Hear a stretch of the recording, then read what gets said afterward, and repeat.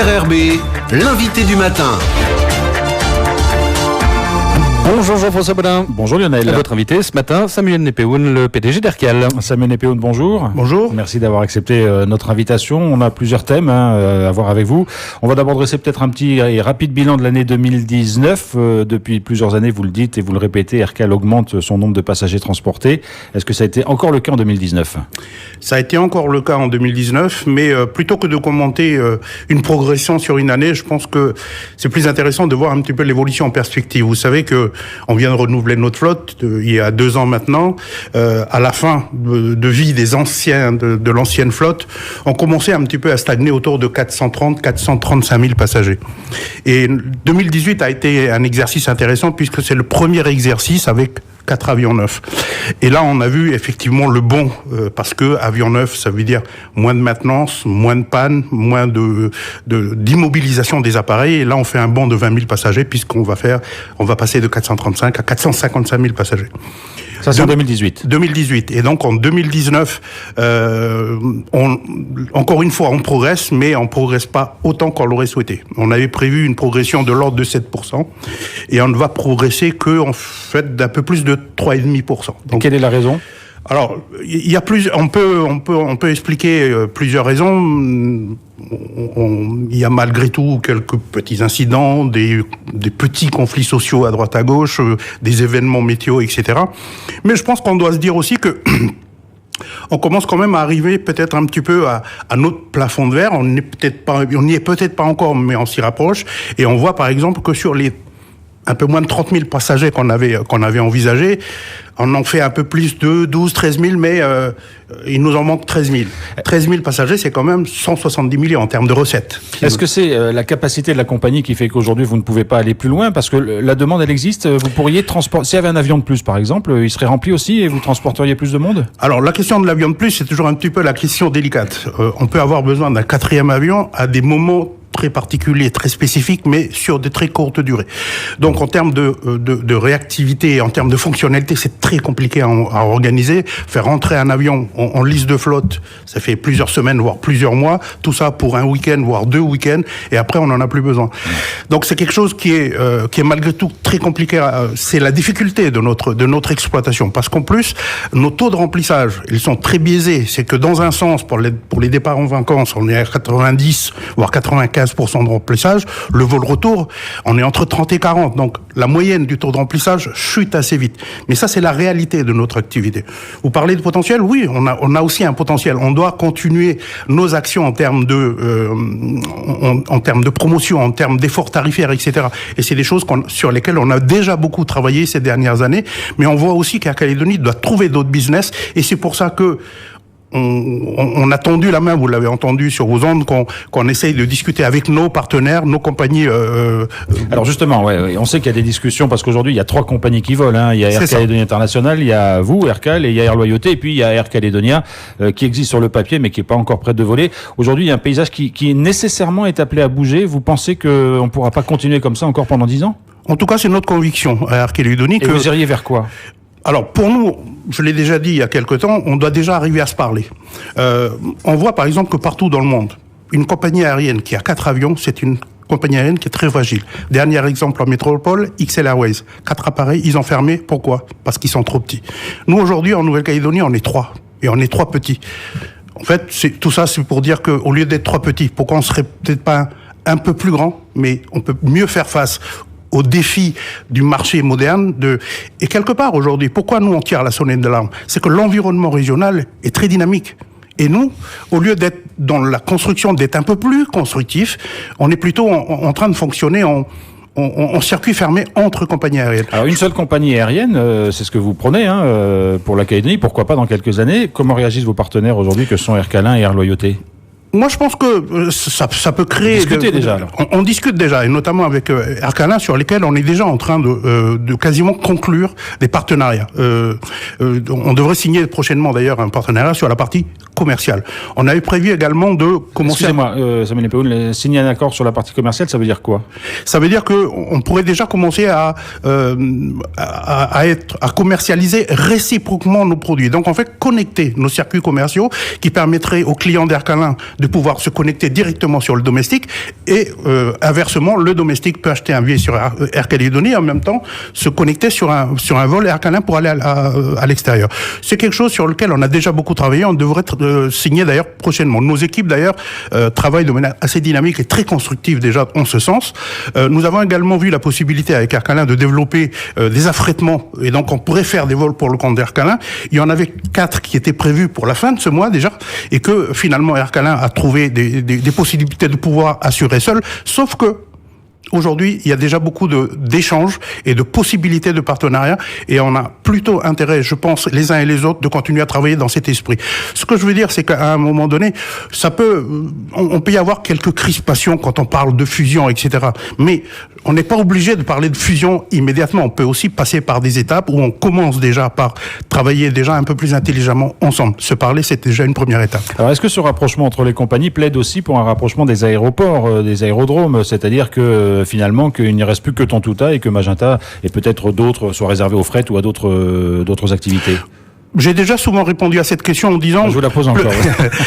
Plus ça va, plus j'ai tendance à dire ça sera pas ou Magenta ou Tontouta. Je pense que ça sera et Magenta et Tontouta et à nous d'être beaucoup plus flexibles et beaucoup plus agiles parce que la question très souvent la question qui nous pose problème à un moment donné, c'est le tronçon à vide entre Nouméa et Magenta.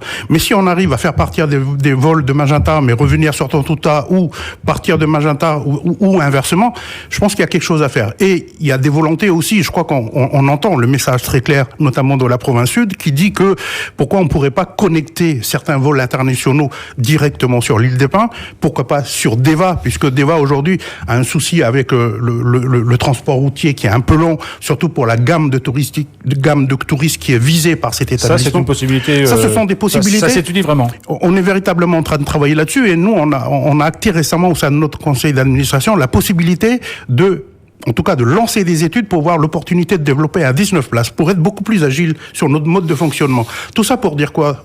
Aujourd'hui, par exemple, je cite des exemples très concrets. Quand j'envoie, par exemple, un Inter 72 à Koné avec 15 passagers, c'est peut-être pas le 72 qu'il faut envoyer, et j'ai peut-être plus intérêt à orienter le 72 sur des grosses destinations comme Lifou, l'île des Pins et pourquoi pas le régional. Alors en parlant un peu du régional, parce que ce rapprochement entre les compagnies sur lequel vous êtes en train de travailler, on imagine que ça va prendre quand même quelques temps, mais est-ce que ça pourrait aussi booster ou développer les liaisons régionales qui sont aussi un peu en faiblesse au départ de la Nouvelle-Calédonie? Complètement. Je pense que quand on commence à travailler dans cet état d'esprit, avec des partenariats, avec des discussions qui sont assez fluides, ça nous permet d'être beaucoup plus réactifs et d'être beaucoup plus agiles pour pouvoir proposer de nouveaux produits, bien évidemment. Alors Samuel Nepéoun, un mot sur l'actualité. On va revenir sur ce dramatique accident qui a eu lieu à Lifou et dans lequel notamment 3 contrôleurs aériens ont perdu la vie. Il y avait 4 personnes à bord. Ça posait un certain nombre de problèmes techniques, bien évidemment. Où est-ce que vous en êtes aujourd'hui? Est-ce que le trafic peut être assuré normalement et qu'est-ce qui reste à faire? Alors, lorsque là on a eu l'information sur l'accident qui s'est produit dans la nuit c'était de vendredi à samedi.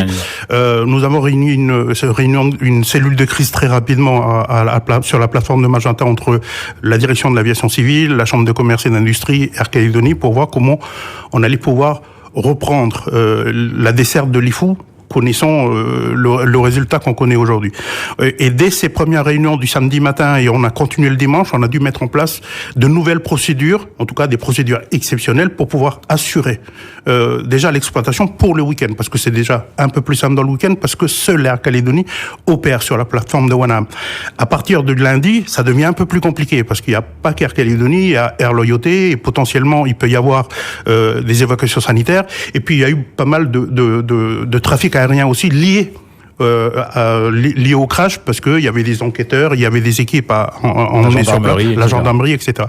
Ce que là on a convenu avec la direction de l'aviation civile et la CCI et nous, compagnie Air Calédonie, c'est de comment continuer à fonctionner en s'organisant de telle sorte à pouvoir assurer malgré tout la desserte de Lifou, encore une fois en toute sécurité et en toute sérénité par rapport à nos équipages et par rapport à nos équipes qui travaillent notamment sur cette destination. Et il y a des choses qui se mettent en place donc pour assurer tout ça? Alors les choses ont été mises en place, ce sont des questions de procédure, les compagnies aériennes doivent travailler encore plus de manière concertée parce que finalement, comme on n'a plus personne à la tour, on doit communiquer entre nous, s'assurer que les vols sont suffisamment espacés, que quand il y a un vol sur place, les autres n'y vont pas.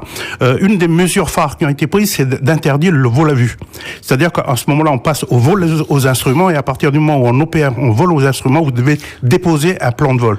Donc, c'est malgré tout régulé à partir de l'Attentouta, et quelque part, c'est la gestion de l'arrivée sur site où les gens, les équipages notamment, doivent opérer entre eux et s'assurer qu'il y ait le moins de risques possible pour pouvoir atterrir sur place. On sait qu'Aircal est très soucieux évidemment de la sécurité de ses passagers.